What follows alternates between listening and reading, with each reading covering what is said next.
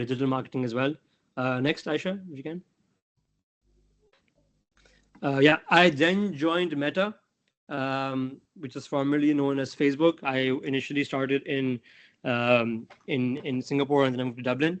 I've played various roles there. I was a business associate, business analyst, a site support analyst, policy associate over my 4.5 years there. I then joined Google in Ireland, where I am right now. I started off as a business analyst in trust and safety, and now I'm a senior strategist in trust and safety. But also, with this year, since this year as well, I formally started to take on my passion of career coaching and mentorship. Before that, I have been coaching and mentoring folks in different universities, in my company, and different places. But since this year, I've taken a more formal approach and decided to make it more scalable as well. Recently, I actually worked with the Qatar Ministry of Communication and IT. I gave them a session on communication and prioritization. I've taken over, by the way, I've taken over 65 plus interviews, which means I've sat on the other side of the table. So I understand what it means to look for in a particular candidate working in big tech. I've gotten offers and interviews from Meta, Google, TikTok, LinkedIn, Indeed, and different places. So whatever I mentioned, like I said, it comes from a lot of experience. Next slide, Aisha, please. Awesome. I wanted to also share my driving principles. I think that's very, very key to building the sort of mindset and building the sort of resilience that you need. Ooh, the screen stopped sharing. Is it just for me? Okay. Perfect. There are three main things that I want to share in my driving principles. I think this is what kind of I focus on every time I'm looking for a job opportunity and the next step in my career. The first thing is having a growth mindset versus a fixed mindset. It's all about shifting your mindset, right? The second thing is you want to find the right balance between hard work and smart work. The third and final thing is to take advantage of your resources that you have right now. That can be in your university, that can be in your job, that can be even if you don't have, if you're not studying, if you don't have a job, I think it can also be resources on the internet. So it's just taking advantage and being proactive. I wanted to speak a little bit about the growth mindset because I think that's the main or the most important thing in terms of me in landing the sort of roles that I've landed and what drives me as a person. I think to this date, I am still one of the only few Pakistanis who has broken into big tech directly from Pakistan into a global role with no foreign degree. There are plenty of Pakistanis that you might meet who are in the Pakistan sales market or the regional market or looking over certain areas, which is by all means an excellent opportunity as well. I'm not saying that that's not a good opportunity. I'm just saying that if it is possible to land a global role where you're working with global teams and working across problems across the world. And that kind of leads me to the next thing. Always aim for the best, dream big. Very interestingly, when I was in LUMS in my sophomore year, in the summer, I actually applied for an internship at Apple and Ferrari. Apple in the US and Ferrari in Italy. Obviously, I didn't get accepted for either of those internships, but I got a response back from both of them. And I knew that I won't get accepted, but I think the idea that I've always had is that you want to aim for the best, you want to dream big, even if it means that you might not succeed the first time around. And it's really important to ask questions and grow. I think one of the things I always tell everyone is if you're the smartest person in the room, you better change the room. And that's what the growth mindset is all about, right? You don't want to be comfortable where you are. You wanna improve yourself. You want to learn from others. One of the hiring philosophies at Facebook/Meta that I absolutely loved was that you always want to hire someone that's better than you. So it's all about that growth mindset, right? If you have that sort of mindset, then you'll find yourself growing in your careers in ways you haven't imagined.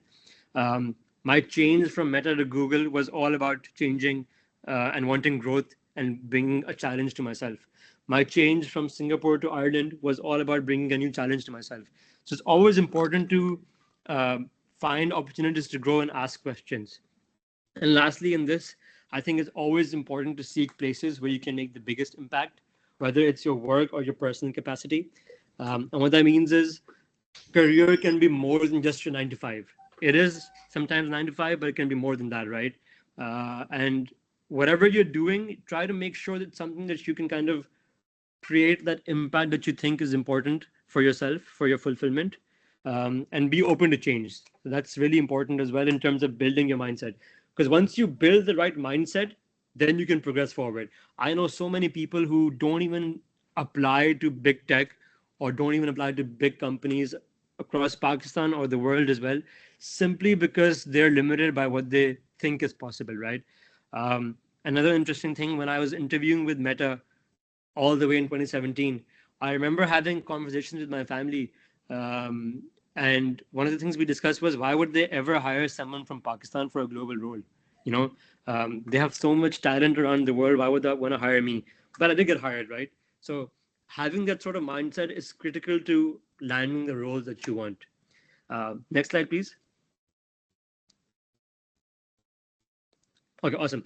I wanted to focus a little bit and share on the in the industry landscape and share with you a little bit about the hiring as well. Having been in big tech for the last 8 years, and obviously, like I said, interviewed with different companies, gotten offers from different companies in different countries, have interviewed people myself as well. Um, these are some of the tips that I think you should be aware of. I think, firstly, I think it's really important for you to know that things aren't the same as they were pre-COVID. This is a harsh reality, but it is a reality that we live in, and it's better to plan around it than just sulking about and not accepting the reality, right? The post-COVID world is very different, especially after the tech layoffs that have happened in the last couple of years. What's happened now is that there's an excess supply of talent. You have a lot of tech workers and less roles, right? So for a while, it was a bit of a struggle for most people, but I believe what I see now is that the hiring levels have been increasing. So there is some positive news there. Companies are hiring again, so there is some expectation that things will improve. I think in terms of location, um, the biggest hubs usually for big tech. Of course, this isn't a certain thing, but usually it's Ireland, Singapore, United States, United Kingdom, and India. Um, and I wanted to give a breakdown of what I think is important here, right? I think there's two sets of people who might be on call today. There might be Pakistanis based in Pakistan who don't have a foreign degree or passport, like I was, and their options are restricted. There's Pakistanis that are residents that are outside of Pakistan. I'm not going to comment on the degree or passport, but they do have a slight amount of leeway there in terms of their options. And so my focus today is a lot of it is for the Pakistanis that are based in Pakistan, right? Um, and I think one tip for you is that the frequent hires for this group of people is usually in Singapore and Ireland. So when you're looking at your job search strategy, optimize for location as well. Some of the popular roles that exist today, and I'll just focus a bit on technical versus non-technical, because I know when I was looking at the profile of people who are on call today, it was a blend of people from technical backgrounds versus non-technical. So I wanted to give this sort of breakdown as well. For non-technical, you have your program manager roles, project manager roles, you have sales account manager roles, and within sales, there's multiple roles that exist. And you also have the non-technical data analyst, associate sort of roles.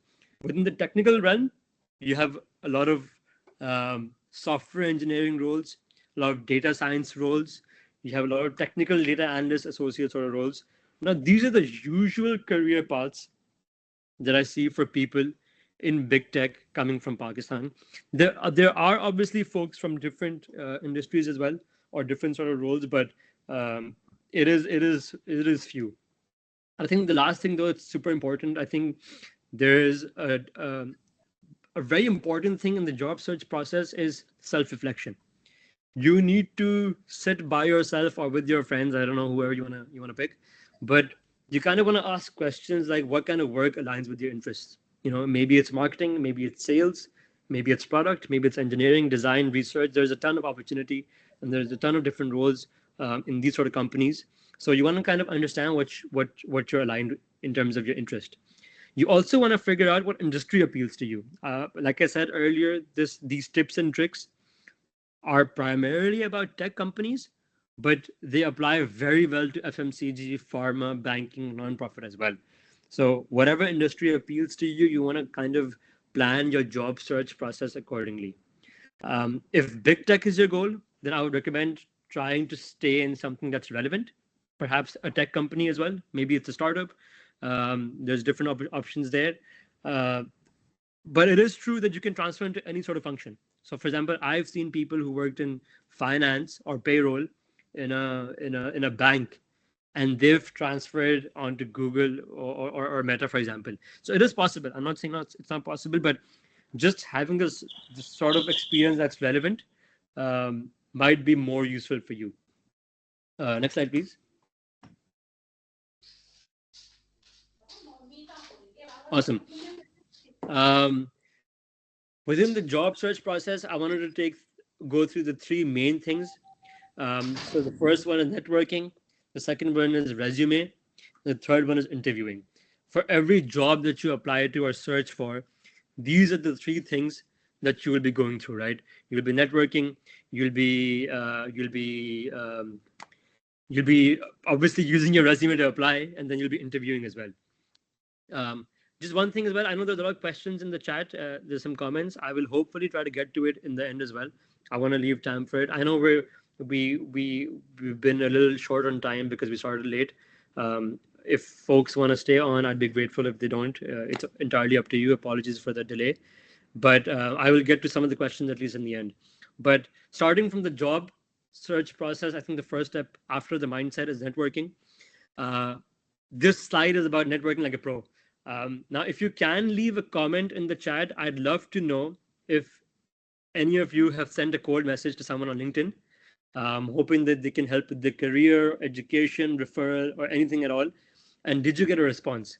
And if you can just leave a quick comment in the chat if you got a response or not, I'd love to know. Okay. Awesome. I'm seeing the responses flow through. Love it. Okay. I'm seeing a good blend of yes and no and no. Or actually, one of the things that I got that was really interesting was low response rate. I sent 100, got 7. Not helpful mostly. Some of the people are saying yes, got a response from Arbisoft. Fantastic. I think this is so everyone's done it, right? All of us have done it this in today's world. And that's because a lot of our networking channels have shifted to the traditional in-person networking, which was industry events, university events, speaking to people in a job fair, in different companies where you intern. It's shifted to the online channel, obviously, in the recent years, right? LinkedIn and Indeed are the two big ones. And I think the biggest one, obviously, is LinkedIn. And it's not just in tech, it's also in Pakistan as well. So the biggest one is LinkedIn. And so whatever we focus on today in terms of networking, it's focused towards online channels, LinkedIn in particular, right? So what I saw was as well the response rate is very low oftentimes. I think one thing I do want to share is since I've started working at Facebook/Meta in 2017, the amount of messages that I've gotten on my LinkedIn, and people are just saying the most disrespectful things, or they're being so entitled. So like I've gotten messages like literally this is a message like, hi, can you refer me for XYZ role? Or hi, can you help me with my resume? And it might sound really normal to you, but I think the most important thing when you're networking is to not feel any entitlement, right? Be humble, because you're in this scenario, you're reaching out to the person looking for some sort of support, some sort of help, maybe a referral. So you're the one who needs to be humble and be respectful and have the right sort of balance. And so how do you do that, right? So I think it's important to do your research. I think you have to find the right people. You don't. I know someone mentioned today the response rates are low and everything, and that's very normal. You can improve that response rate further by trying to find the right people. So what I mean, for example, is if let's assume I'm working at Google and I studied at LUMS in Pakistan. Um, and you're studying at LUMS, perhaps you want to break into big tech. Uh, you want to find someone who has some sort of commonality with you, or you can build a relationship, right? You want to approach them the right way. You want to build long lasting relationships, right? And I always tell people the way to approach someone is to think about the way you want to be approached. So would you be appreciative, or would you like the fact that someone randomly messages you and says, can you review my resume, with no sort of idea of building a long lasting relationship? And imagine if you get hundreds of those messages as well, right? So you want to build a long lasting relationship that is respectful, courteous, and perhaps benefits both. This is something that you can start today. This is a super easy thing. When you reach out to someone, build a connection. I've had people reach out to me from IBA, for example. Again, I didn't go to IBA in Karachi, but I've had people reach out to me from IBA, and the way they reached out to me was so respectful, so courteous, and so directed as well. They had done this self reflection that I actually felt compelled to help them. And I've actually had a few sessions with this person, but it's all about approaching people the right way. Lastly, in terms of networking, right? Once you build that sort of relationship with someone, when you found the right people, they can be advocates for you. And one of the way to be an advocate is to get an employee referral. So obviously, for companies like Meta, Google, and other big tech companies, they get thousands, if not like I don't know, maybe like for 4 or 5 thousand role applicants for some like certain roles, right? That it's pretty common. So you can increase your chances with a referral as well. But that has to be the last step in the entire networking process. You don't want to message someone saying, "Can you refer me?" and you don't even know this person, because you want to build that relationship with them that kind of makes them want to help you out, if that makes sense. Next slide, please. Again, I see questions in the chat. I'll hopefully get to it in the end.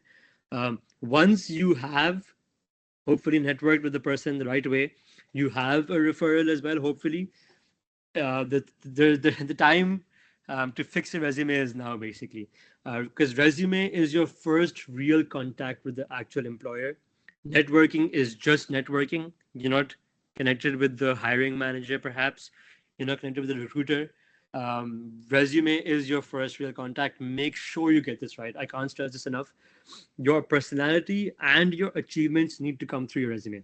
And when I say personality, I don't mean you need to share your family background, or your where you live and everything. I mean, like, you want to be able to give a picture in your resume where, and I know I use the word picture, I don't mean an actual picture. You want to be able to portray what kind of person you are as part of your resume, along with your achievements as well.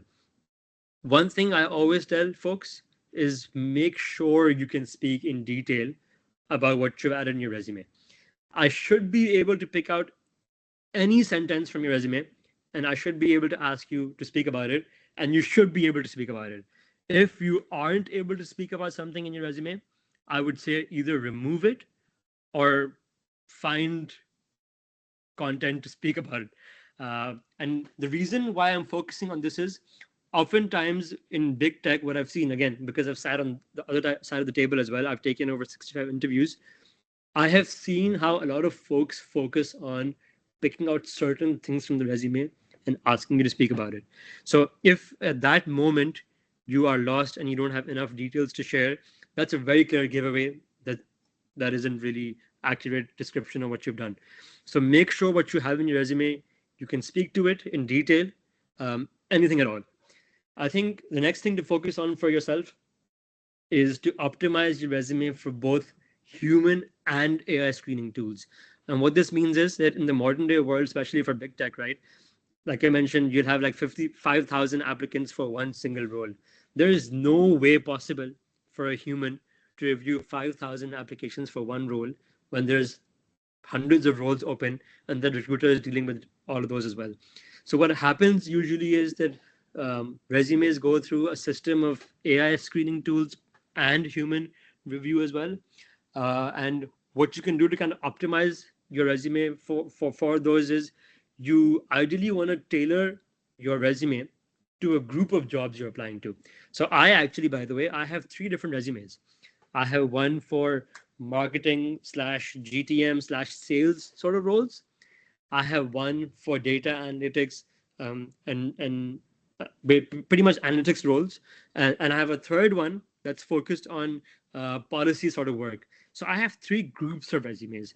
That doesn't mean I change it up for each and every single role I apply to, but if it means that I'm applying to any analytics role, I can send that resume out. Or if I'm applying to any sort of policy regulation sort of role, I can send my policy resume out. So it's really important for you to tailor your group or your resume to the groups of jobs you're applying to. The other thing that I would say you can use to optimize your resume is not, I mean, so a lot of people will nowadays tell you that buzzwords aren't important. I do agree they're not super important, but I think it doesn't harm you. I think it's good to have those buzzwords in. Rather than the buzzwords, I'd perhaps tell you to focus on impactful words, like use words like delivered, consultant, consulted, pioneered, drove, led. So as an example, delivered XYZ growth through ABC, project or whatever. Consulted and advised leadership on growth strategy, drove growth for XYZ product by 8%, whatever. So have these sort of impactful words, and if you want to put in buzzwords, by all means, go for it. Um, and lastly, I think it's really important to highlight your impact. And what I mean by this is, if you can, focus on the metrics. Uh, a lot of times I've seen resumes that have no metrics, which is not okay. You need to be able to find some metrics. I know some folks on call might think or might say that, oh, my job doesn't have any metrics to focus on, or there's no clear cut numbers that I can kind of add to my resume. You know what? There is. Trust me. And I will share a bit about it at the end, because I use AI heavily in my job search process, and so you can find metrics through AI as well, pretty much. Um, but focus on metrics if you can, and try to show what, how, and why in each of your bullets. So what do I mean by this? What I mean is you want to be able to share what you did, how you did it, and why you did it. So just an example. Um, and this is an example I'm thinking right now on the top of my head. You want to say something like used or utilized Google's ad platform to achieve 8% growth in our top 5 sellers to achieve X revenue. So you have the what there, you have the how there, and you have the why there as well. That usually gives people a full picture, or the reviewers a full picture of what you did and why you did it and how you did it, which is, I think, the best thing to kind of showcase and highlight your impact. Next slide, please. Yeah, once your resume is in the door, once the recruiter has reviewed it, or once the hiring manager has reviewed it, it is time for you to crack the interview code. I'm just going to take a sip of water. I think this, I mean, I know I've mentioned the networking is important, resumes are important as well, obviously, but this is your biggest chance to impress. So my one primary tip for you all here is prepare, prepare, and prepare. Do your homework. You won't imagine the number of times I've actually seen people get interviews and not work hard enough in terms of preparation. It's a real understatement to say, oh, I've worked hard enough, I didn't get it. Um, I'll give you an example of working hard and preparation means. The first time I interviewed for Meta in 2017, I made notes, and I'm talking about an A4 size paper. I made 14 pages worth of notes for my interview. Okay. And for Google, which I switched around 3 years ago or 2 years ago, I made, again, I revised the whole process. I made 15 pages worth of notes for the interview process. So the next time you think you've prepared enough by making 1 page of notes for interview, trust me, you haven't prepared enough. Which is why I want to emphasize on prepare. Build your narrative, your story by knowing your work, goes back to the resume point, that you should be able to speak to every single point on your resume. So that's how you build your story, you build your narrative. That's what people in interviews are looking for as well. You want to prepare a strong introduction. First impressions are very important. I don't want to say first impressions are the last impressions, but I will admit I have sat in interviews where a person's really impressed me in the first 10 minutes, and that's just made the interview tone more positive. So prepare a strong introduction. What that might mean for you can be different. I obviously have some tips and tricks there, but obviously we don't have time today. For your interview questions themselves, practice the STAR method. I'm hoping folks have heard of the STAR method. Can you please leave a quick comment if you have heard of it or haven't heard of it in the chat? Because if you haven't heard of the STAR method, then it's pretty bad. This is how you want to frame all your interview questions, unless there are very specific questions about product management or the hypothetical questions about product features. There's a different framework for that. I also have that in my group mentorship and coaching. But the STAR method basically is focusing on the situation or the scenario, the task, action, and result. So there's 4 things. Build all your answers based on these 4 things. There's a newer version of STAR that I use now. It's called Carl. I won't share Carl right now. I want to leave it for you to research and do your homework. Because, of course, at the end of the day, it's your job search process. It's your career. So if for the folks that are interested, research the Carl method as well.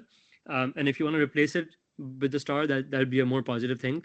And I think one other thing that I want to mention as well, yes, CARD is context, action, result, learning. Whoever commented that, thank you for sharing that. It goes one step beyond STAR. But again, if you have the STAR method, you're perfectly okay as well.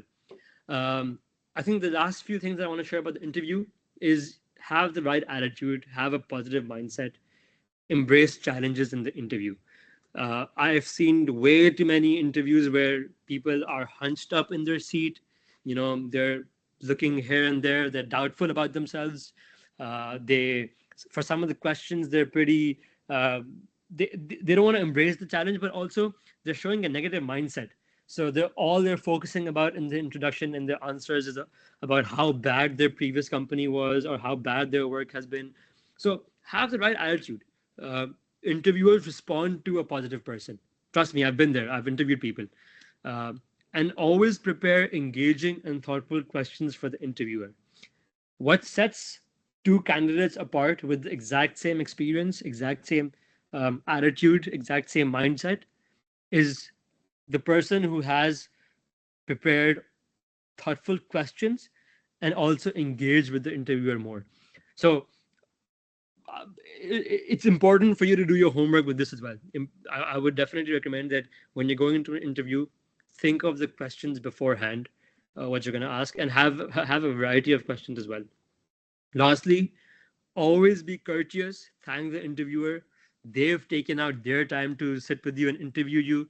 You've taken out your time to sit with them and be interviewed. It's a two-way street. The interviewer should be thanking you and appreciating your time, but you should be doing the same. Again, goes back to the positive mindset and the attitude. You want to be able to share a positive from the experience. Sometimes what I also like to do is I also like to email my interviewer after my interview is done. Had a lovely chat. Hi, just wanted to say I had a lovely interview with you. It was a great conversation. Learned a lot from you. Would appreciate any sort of insight or feedback into how you can improve, if it's possible. That also leaves a lasting impression as well. I think we're down to, let me just double check. Yeah, we're down to a few slides. I know we were there till we have 5 minutes left, but I don't know if folks can stay on. If you can, fantastic. If you can't, my sincere apologies for starting the session late. But we have a few slides left, and I'll have to get some Q&A in as well. Next slide, please. So, how do I bring AI to my job search process? I think the single biggest change to the job search process has been the introduction of AI. I've been using it heavily. I recently changed roles. I mentioned I in Google I was a analyst, and I recently switched to a senior strategist in trust and safety regulations. But this is the single biggest change I think that's happened to the job search process in the last 2 3 years. And any good mentor or career coach will incorporate these elements. If they're not, then they are behind in terms of the growth that you can experience. So the things I want to speak about today are tools in prompt engineering. And I know there's a few technical folks on call as well. This might be might really hit home for them specifically, but anyone can use it, even the non-tech folks, because I'm a non-tech person, right? In terms of my skill set, I have learned some of these through instructors internally at Google. I have watched countless videos of famous YouTube productivity experts. If someone tells you that YouTube isn't a good source of learning, they don't know what they're talking about. YouTube is an excellent source of learning. I have learned so much on prompt engineering and AI for job search from YouTube productivity experts. I've also taken an online course, and I'm in the process of doing that right now for prompt engineering. I've done my own research, reading up blogs, reading different things, and just learning more about AI tools and prompt engineering. And lastly, which I think is the most important thing, I have extensive prompt engineering experience, and this is really really important, I think. And when I say extensive prompt engineering experience, I don't mean that I've developed programs or I've written code or whatever. I literally mean I've written I don't know, I've written like thousands of prompts since Gemini and ChatGPT have come alive. And for those who don't know, and I hope you know, ChatGPT is OpenAI's AI chatbot, and Gemini is Google's AI chatbot. I'm hoping that you know that, obviously. But I have written over thousands of prompts. I have literally transferred some of my Google searches to to um, to these chatbots. Someone's mentioned Claude or Claude as well. I'm not sure. It's pretty good apparently. Love it. Please keep sharing the insights in the comments. It's good for everyone else to know about these different things. But one thing that's really important, and why I've mentioned the experience here, because one thing I've learned from prompt engineering with the people I've worked with is garbage in, garbage out. So if you put in a completely garbage prompt, you won't necessarily get garbage out in terms of the answer, but you won't get a great answer. So I think what separates a good chat GPT or Gemini or AI chatbot response from the excellent or the great ones is that sort of experience, right? So I have luckily spent that time, and I have done that work. And I will share a bonus prompt with you in the next slide that you can try out. But actually, I want to go back. Aisha, sorry. Um, I want to give, but the four phases of the job search, right? One is the mindset shifting, resiliency. One's networking, then resume and interview. I want to kind of give you tips about how you can use AI for each. So for resiliency and mindset changing, I think there's a good amount of prompts for self reflection and breaking the mental barrier that prevents you from success. You can also use it to assess your skills, what you're good at, what you're bad at, and build that positive mindset, right? For networking, I have prompts, or there are prompts online that will help you connect with and do your due diligence on hiring managers. Now, this is really important as well because you want to build a connection and a rapport with the person who's hiring. Uh, that is perhaps the single most important thing as well you can do from a network perspective. You can also get a breakdown of the skills needed and challenges for a particular role. So, for example, by the way, the role that I'm working in right now at Google, I used a prompt that I have created. I mean, obviously, I've picked the prompt from different places, but I've curated it to my needs. But I actually used this prompt to to ask Gemini to give me a breakdown of the skills that are needed for the role that I was applying to, and what are the different challenges I might come across. And what it does is it helps you narrow your focus. It helps you become more diligent about the work that you do in terms of the job search process. Instead of reading 2 3 pages of job responsibilities and different things, what you end up in terms of an output is, hey, you need these 5 skills, and these are the challenges you're going to face in this role. That helps me prepare for the connection with the manager, but also helps me prepare in how I structure my resume, which is the next one. So jobscan.com is a great tool you can use. It will help you improve your resume. It compares your resume to the role that you're applying to and suggests improvement that you can make. Excellent tool. I've used it a few times. I think 10 attempts are free and then it's paid, but you can make a new account and then use it. That's a hack that I use. But I think more importantly, I think you can also use prompt engineering to revamp your entire resume, bullet point by bullet point. I mentioned earlier that you want to be able to highlight your impact in each of your bullet point. You want to be able to share the what, who, and what, how, and why. You want to be able to highlight metrics. Prompt engineering can help you do that. I have prompts that will help you determine metrics in almost every scenario. So you can find it yourself as well online. If you find great prompts, that's useful. Again, I will give a link to my mentorship and career coaching profile as well if you want to reach out. Again, once your resume is in the door, we have an interview call. There is a good interview practice tool by Google. It's called Interview Warmup. It uses AI to help determine if your answers are good enough or not. And it's a free tool. So I would recommend using this tool. I haven't used it as much as I'd like to, but it is a good tool for people to practice. The other thing that you can do is obviously use prompt engineering. You can curate a list of potential questions that might be asked in the interview process, along with the answers as well. And trust me, I have gotten questions that are pretty much what you'd see in Meta and Google's interview bank. So these AI chatbots can give you really specific and useful questions as well with the answers. So would definitely recommend using that. And next slide. So this is the bonus prompt that I have for you. Again, I have a ton of prompts that I have listed that I have created and developed over the years, but I would love for you to try and go back, try writing your own prompt for a similar sort of purpose. See the kind of response you would get if you wrote the prompt yourself, and then paste the prompt that I've written with the changes that you have to make in the yellow. So the yellow highlighted ones are the changes that you have to make, but then try using this prompt and compare the two answers. I can guarantee you the difference in the quality of the two answers will be staggering. And that's what, like I said, it separates the good responses from the excellent and the great responses. I'll just run through this prompt as well. I'm a job seeker applying for a dash role in the dash team.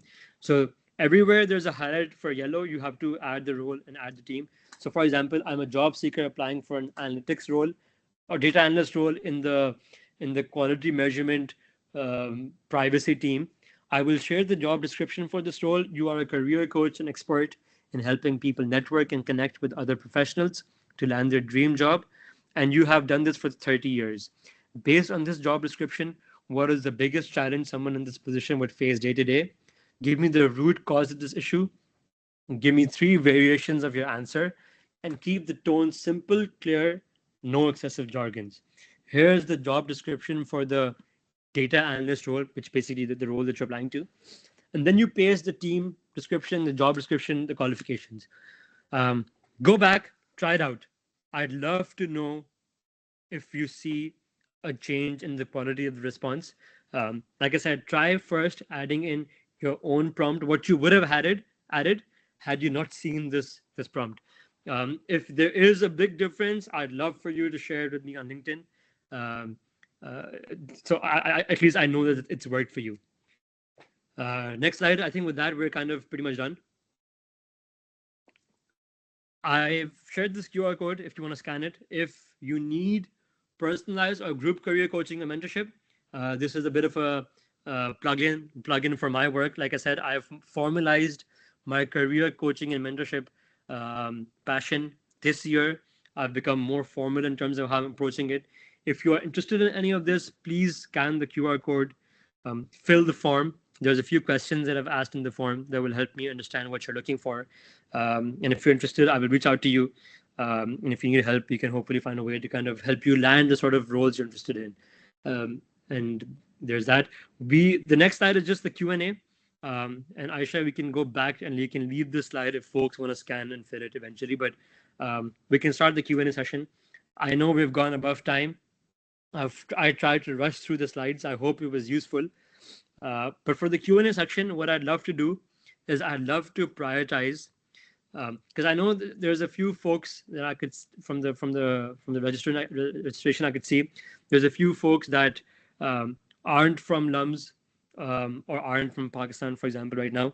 So if for the questions, I'd appreciate if we can prioritize the LUMS students first and the alumni first, and then if we have time, we can focus on people from other places as well. So I'm not sure, Aisha, how you want to moderate the questions. Yeah, actually, Aisha, if you can share the screen again, maybe the QR code, because I know someone just asked, can you please share the QR code? Yeah, I'm sharing the link over here in the chat so they can directly go to the form. And I think for the question and answers, maybe we can start with those questions that are there in the chat, and then Okay. people can raise hand, or we can do vice versa. Yeah, yeah. Actually, that's great. You've sent the if yeah, you can send the link to the form in the chat as well. Then people can register. That's perfect. Thank you. I'll try to go through the questions. I have 10 minutes. Um, I'm just going through. Yeah, it's blurry. The screen is blurry. Apologies for the blurry screen. I'm not sure what went down today. Screen is quite blurry. A lot of comments about So, blurry sir, maybe screen. we can read out some of the questions. Okay. Yeah. So Yeah. I think somebody asked if you had what kind of a message on LinkedIn would you reply to, or if you could give an example of the Yeah. phrasing that was used by that person that applied to you from IBA. Yeah. Yeah. Sounds great. Thank you for the question. I think what I mentioned about the phrasing is, I think, just be humble in your phrasing. So, for example, and I give you an example, right? I'll just give you two different examples for contrast, so you know what being humble means. Someone reached out to me saying, "Hi, can you help me in this job? I need a referral. Can you review my resume?" A separate LinkedIn message that I got, which I really resonated with, and I responded to, was, "Hey, how are you? I can see that you're working at Google. I'm an IBA graduate. I'm currently exploring opportunities to work in big tech. I'd love if you can support me in that journey. I have a resume. If you have any time, I can make you go through it, and if you can review it, or if you can give me any tips and tricks." So just the tone, I don't know if you can tell, whoever asked the question, I don't know if you can tell. There's a big difference in the tone between the two, right? One reeks of entitlement, that, hey, you help me now, or it's your job to help me, versus the other being, hey, I recognize that you might be busy, you have a lot of things going on, but if you can help someone who needs support, that'd be really, really useful. I hope that answers the question. Awesome. There's this other good question. How did you fill the gap in technical skills as someone from a non-technical background? Awesome. Thank you for the question as well. So actually, there's a good blend of technical versus non-technical roles. So if you want to focus completely on non-technical roles, there's that career trajectory for you. I think for myself, uh, I um, I uh, I actually learned a lot of technical skills on the job. I had no SQL knowledge. I had no knowledge of Python before. So I think I mentioned my undergraduate from LUMS was in accounting and finance, right? They don't teach you any SQL or Python in those. Even my first few jobs in Kareem and Telenor, we didn't use any of those, right? Perhaps people are doing it now, but at that time we didn't. So when I joined Meta or Facebook at the time, I actually learned a lot of this on the job, just from free online tools, free online courses, um, sitting with people in the office, learning from them, trying it out myself. Experience is the biggest driver of growth and learning. So I think the gap that I bridged was purely through on the job learning and taking that initiative. But that being said, there are roles that don't require it, right? uh, I will say it's always an edge to have a technical skill set. Even if you're going for a non-technical role, it's always an edge. So yeah, I hope that sort of question gets answered. But there's Awesome. also There's one a more couple. question that I see. Sorry, I was just going Uh-huh. to say there's one question from Sarah that says, "How do we cultivate a growth mindset?" Can I go ahead and answer that as well? Yeah, yeah. Okay, awesome. Excellent question, Sarah. Um, I think the most important thing to recognize is that the growth mindset is not always on. There have been moments in my career, even now, I would say, like where I forget to put on my growth mindset hat, if you will. I think the way to cultivate is to focus on ways you can grow, is to focus on the positives, is to recognize that 1% of growth or an extra 1% you might put in a day adds up in, for the whole year. One of my favorite football players, it's a very different example, but one of my favorite football players is Guy Neville. He's an ex Manchester United player. One of the things that he's one of my biggest inspirations too.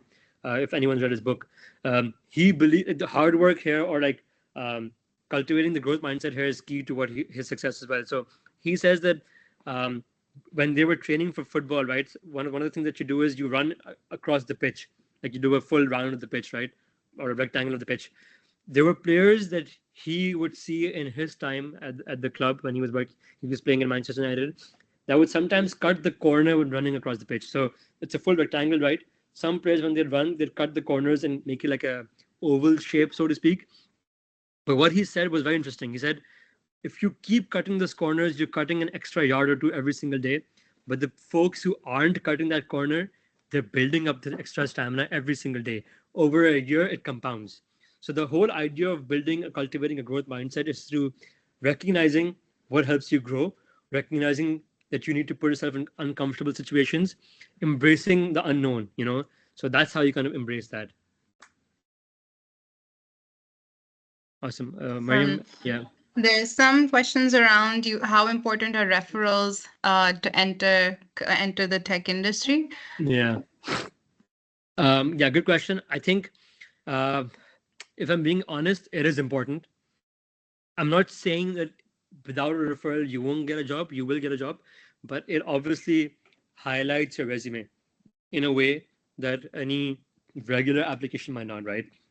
So, which is why in my networking slides, I did add, as you might have seen, that you want the final goal of any referral process, so any networking process, the final goal is to get that referral that you want. So it is important, I would say. If you can get it, it's a great addition. uh, there's one more question from Muhammad Ahmed Mahmood, who said, Mm-hmm. if I can go ahead and answer that, Mariam, is that okay? Yeah, yeah, please. Yeah. What kind of messages are you as a recruiter most likely to reply to? I think, what kind of messages as are you as a recruiter most likely to reply to? So I'm not a recruiter. I think one thing I want to get very clear is I'm not a recruiter. I am a analyst, strategist, whatever you want to call it.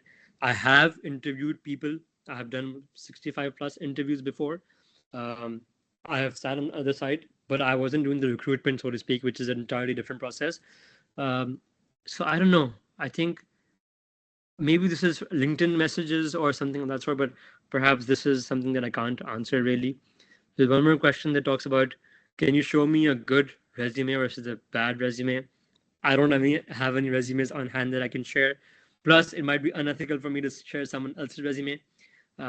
But what separates a good resume from a bad resume, in a nutshell, is bad resumes won't highlight their impact well enough, and bad resumes will also have no metrics, basically.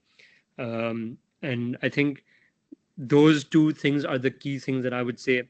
Perhaps you want to make sure you highlight it in your resume as much impact as you can, by focusing on the what, how, and why, and adding in the metrics. And a bad resume won't necessarily have that. Yeah, actually, one other thing as well, a bad resume won't have any impactful words. Like the words that I mentioned, I delivered, pioneered, led, drove.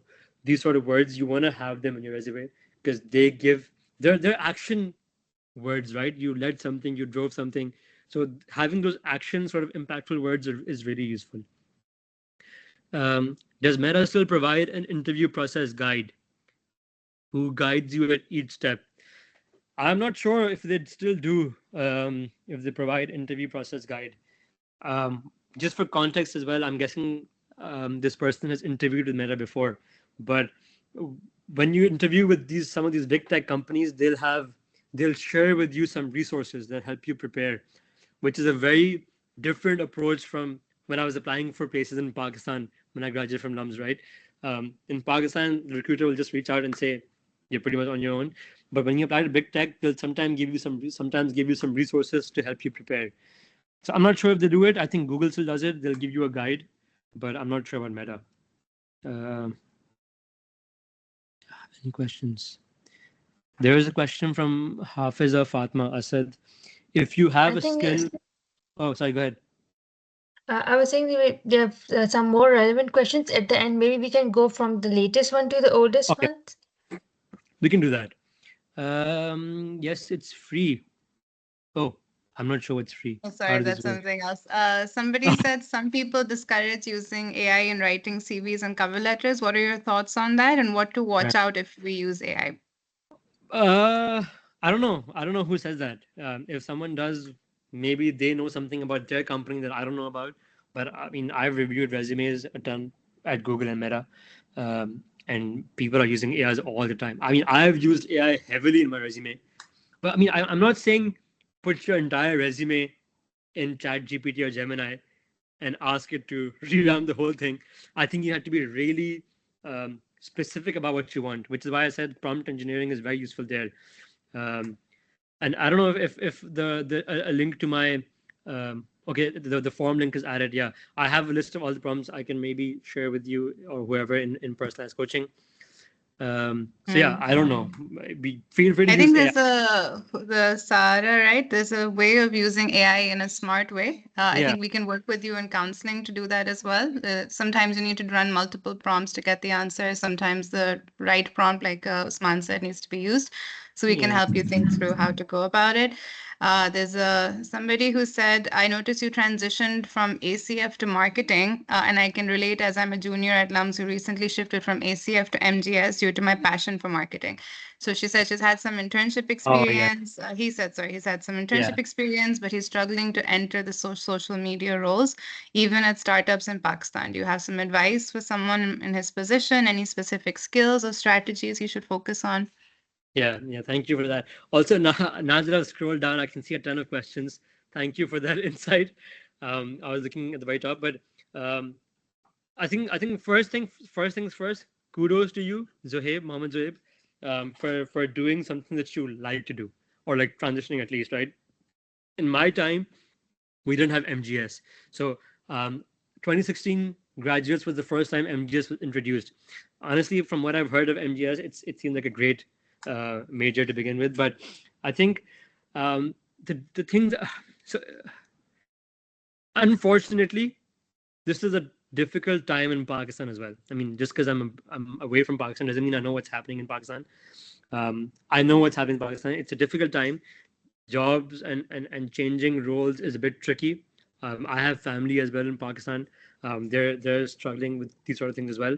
I think the number one thing that I want to tell you right now, and for everyone as well who's struggling in different ways, it's the resiliency and mindset that I mentioned earlier, right? Be resilient.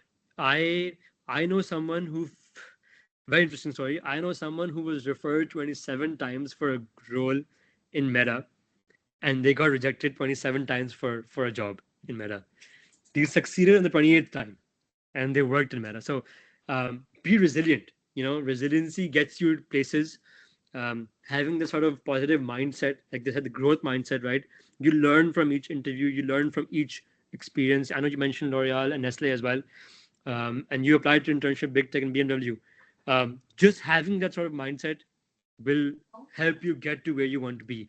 In terms of actual advice, how you can go into marketing, I would say networking is your best bet here, apart from the mindset. Find people who are in similar roles, who are doing this kind of work you want to do, and reach out to them. See if they can help you and support you. That is what you can do immediately, aside from fixing your resume in terms of the things that I mentioned, right?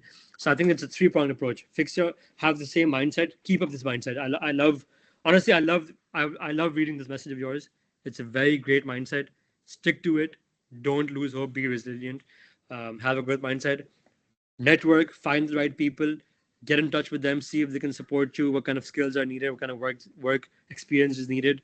And third, fix your resume. um, I'll give you another insight as well, by the way. Just because I'm in big tech now doesn't mean I've made it, right? When I switched roles right now, I think I mentioned this to Mariam and Yusra maybe in the chats that we had earlier.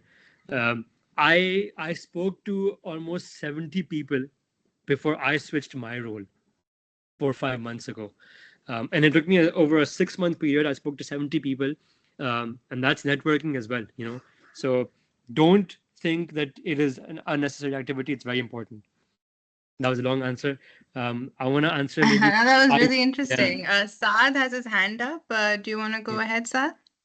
Yeah, thank you so much, Usman, for giving us time and really appreciate all your insights about the big tech. One important question for me specifically is, especially with the interest risk and inflation going down, what future are you seeing for Google and Meta or big tech in Ireland specifically? Are you seeing some growth, drastic growth, or they are currently stagnant as pre-COVID or during COVID?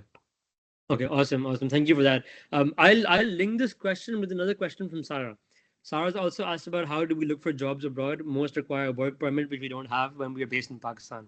So I'll kind of link the two together. Sarah, great question. The market's changing, industry is changing, but if you've seen recent trends, most tech companies are on a growth trajectory now. Um, and I'll also, I mean, not to make it I don't want to make it political at all, but generally speaking, the next president of the United States of America is going to be Donald Trump, and he has a very business oriented approach as well, as opposed to like breaking up big tech. So I actually think we're entering a phase where we'll see more growth if if if with a big if the Department of Justice in the United States does not break up these big tech companies, right? Because there's obviously, I'm not sure if folks have read, but there are talks about breaking up the company. There's a recent article actually. The Department of Justice in the U.S. wants to break Chrome from the rest of Google, which is a very interesting thing. Um, but I think the scope is increasing. I think, and just to give you some context, Google actually bought 3 buildings recently. Google has, by the way, Google has in Ireland, in Dublin, they have 9 buildings in an area. They bought 3 more buildings recently. So I think we're entering a phase where we're looking to expansion, where we're looking for growth. And I think, just to link it to Sarah's point as well, most companies require work permit, which is why I said location strategy is critical. Stick to stick to countries that sponsor visas for Pakistanis. Ireland does that even now. Singapore does that to an extent. UAE, Dubai might not be big tech, but there's good tech companies. UAE has an up and down relationship with Pakistan in terms of um, work permits, but I would say focus heavily on your location strategy when looking for jobs abroad. I hope that answers the question for both of them. We can, Anam Thank you has so her much. hand up. I Yeah. can, just one thing. I can stay on for 5 more minutes. Hopefully, can answer a few questions there, and then any other questions that are left. What I'll do as well is I'll make a LinkedIn post. If you're connected with me on LinkedIn, if you have any questions, feel free to post your question in the comments in my LinkedIn post. I will try my best to get to it. But yeah, I think there's a lot more questions. I don't think we can get to all of them. Um, but we can Yeah, try I to think we get to have as two more questions. okay. Anam, do you have a question or not? Asara said, how did you defend your candidacy at Meta and Google after doing ACF, particularly given you learned skills on the job? Yeah, that's a great question. And I can see a lot of questions from Sarah. I love the questions. I think one of the things, and I'm just checking one of the slides that I had was ask questions and grow. So good thing you're asking questions. But so I think what really helped me get those sort of roles um, is the fact that I was doing work related to tech before that. So I was in when I was in Telenor, for example, Telenor Pakistan, I was working on in digital marketing, but which is basically like social media marketing, right? And the other thing that I was working on was also to do with the product growth. So I was working on their app and their website. So everything to do with um, for example, the Telenor website, by the way, the website that you see in Telenor right now in Pakistan, that was designed by me. I'm not a designer, but I work with designers. But like that was the whole concept of that. Even the app that I mentioned, the Telenor app in Pakistan, was pretty much designed by myself. So I was kind of leading a full product spectrum or like product entirely with other folks, obviously, who really helped me. But apart from that, then I worked at Kareem as well with growth hacking, digital marketing. So I think that sort of exposure to tech or technical things or working with app and websites and digital marketing, that's what helped me prepare or defend my candidacy actually. I think it also goes heavily to the fact that how you structure your resume as well. So I think that's the answer for that. We'll try to get to a few questions. I'll try to keep my answers a little bit shorter. Awesome. Hassan, you can go ahead. Hi, Usman. I'd like Hi. to say that this was a wonderful session, very insightful, and thank you for your time. Hopefully, I'll be able to apply these learnings in my career as well. My question is that how is it important to have a mentor in your career journey, and how important is it? Yeah, thank you for the question, and thank you for your kind words. I hope the session was useful for other folks as well. Uh, uh, so, in terms of a mentor, right? I think, and this is one of the reasons actually, I wanted to formalize my mentorship and coaching passion into more than just helping people in different places here and there, because I think the single biggest thing that's helped me in my growth is having mentors in my career. So interestingly, um, and also just by the way, like you don't always have to have good mentors. You can also learn from bad mentors. I've had a bad mentor in my career who who actually told me things that I realized they're pretty bad, So I did the opposite of those. So it's it's obviously very important to have good mentors, but sometimes you can learn from bad mentors as well. I think I had a very good mentor in Telenor when I was there. Lum's graduate as well. Um, he was super helpful in helping me achieve my career goals. When I applied to Facebook, when I applied to Google, I still spoke to him. You know, um, and when I was in Meta, I found two great mentors who kind of helped me in my career journey. When I applied to Google, I spoke to them as well. So I think it's really important because mentors will help you a bounce ideas off from, and b you can learn from their experience and their career journey as well. And just for everyone's context, coaching and mentorship are two different things. I'd love for you to go and research this on your own as well. Coaching is helping people answer questions for themselves, giving people the tools to answer questions for themselves. Mentorship is usually um, for a specific goal or a project. That's, for example, if someone comes to me and says, "Hey, I want to be hired by Meta. What do I do?" That's usually a mentorship scenario. And coaching might be, "How do I cultivate a growth mindset?" For example, and I will help you think of things yourself. I'll ask you questions that you can reflect on and build that sort of experience for yourself. I like to do a blend of both. I like to ask questions for coaching, but also with help with mentorship. So I would say go out, find your mentor. I'm not saying necessarily have me as a mentor. Obviously, mentors also have limited capacity as well. But find that person in your career who think will help you out, and you can also formally ask them to be a mentor for you. Yeah, I think Mohammed Zain has his hand raised as well. If you want to ask a question. Hi, Usman. Thank you so much for taking our time. This has been a great session so far. Thank you. Just one question I had. So I noticed you worked in different kind of roles after graduation before landing in Meta. I'm kind of in the similar boat. I worked in commercials team at a B2B e-commerce startup. And now currently I'm working in, you can say, agile project management at an IT firm. Yeah. So how did you get clarity on, what kind of roles you want to pursue and how you sort of made your story or narrative around that? Yeah, fantastic question. I think early on in your career, right, um, it is very difficult. That's what I believe. Of course, there are people who have figured their, and pardon my language here, please. There are people who have figured their shit out very early on, right? And there are people like myself who have figured things out on the way. I think there's nothing wrong with either of the two approaches. I am the sort of person who likes different things. I like different challenges. I love pushing myself. And that sort of approach drives me, right? Like you said, I worked in my undergraduate was accounting and finance. I worked in public health. I worked in a telecommunications company, ride hailing, then obviously Meta and Google, but different roles as well.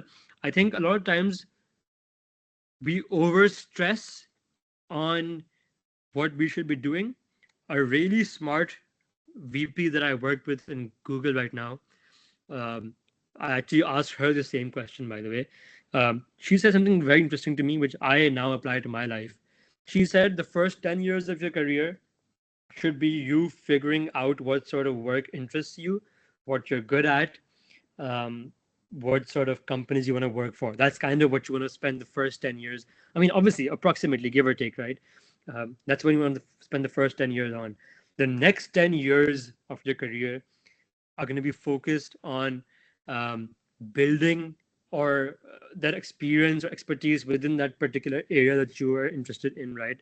So let's say maybe I'm interested in sales operations. The first 10 years I've spent time in sales, commercial, marketing, go to marketing, sales operation, marketing strategy, brand management, or any of those sort of things. The next 10 years, I probably want to stick to one of these areas. I'm not saying you can't move, but you want to stick to a larger group, so to speak. And then the next 10 years of your career, you want to create expertise to the extent that you're considered a subject matter expert in that field or area. You want to be in a place where people are reaching out to you for roles versus you reaching out to them for roles. Um, I hope that makes sense. It's a bit of a tricky question as well. I think a lot of times when we look back on our careers, we realize things made sense. So, for example, when I look back at my time at Telnor, I'm from Karachi originally, by the way. I grew up and I went to school there. I went to Lahore for alums. Then I came back to Karachi for my first job, and then I moved to Islamabad. And at that time, I really questioned my decision. Right, I was thinking whether it's worth it or not. But looking back, I'm so glad I did that. It was such great growth for me, great experience. So looking back, sometimes things make more sense. So I would say don't, if you're in the first 10 years of your career, especially the first 5 years, I would say don't overstress on this. Focus more on growth. Focus more on finding what interests you, what aligns with your skills. Perfect. Thank you so much, Usman. Thank you. Can we should we take one more question? Mariam, I think are yeah, we I think done? in chat there were two questions Okay. about the landscape in Ireland. Like, what are the careers that are Yeah. high in demand? Is it data science? Is it more on the computer science side? Yeah, there were two questions about just the job market in Ireland. Okay, awesome. So for Ireland, I I've been here for a little more than 4 years now, and obviously I have team members in Zurich. I have team members in the US. I have team members in Singapore, India, different places. It feels like this is a good place for Pakistanis to apply to in terms of jobs. The reason being they're pretty open to giving work permits. If I'm being very honest, I mean it is a big challenge, right? I won't deny it. A big challenge for your generation in particular is that Pakistanis are finding it more and more difficult to get those work permits as opposed to maybe 10 years ago when I was there. So it is difficult. I definitely acknowledge the challenge. I think, but what's happening is Ireland is a good place for Pakistanis. I think the kind of roles that you're talking about, it's actually a good blend. I would say there's a good blend of program management roles, project manager roles, analyst roles, policy roles on the non-technical side. On the technical side, there's software engineering roles. There's a lot of software engineering roles, by the way. There's a ton of them. So, because Dublin and Ireland is the European headquarters for Meta, Google, and a few other companies as well. So there's a good variety of roles here. The one thing I will say to you, if I'm being very honest though, is a lot of people in Pakistan right now, at least they're all interested in product management, right? Which is a very fair thing to be interested in. One caveat that I do want to give you right now is, um, if anyone tells you they're a product manager in a big tech company in Ireland, they are really, uh, for a lack of better word, masking the reality.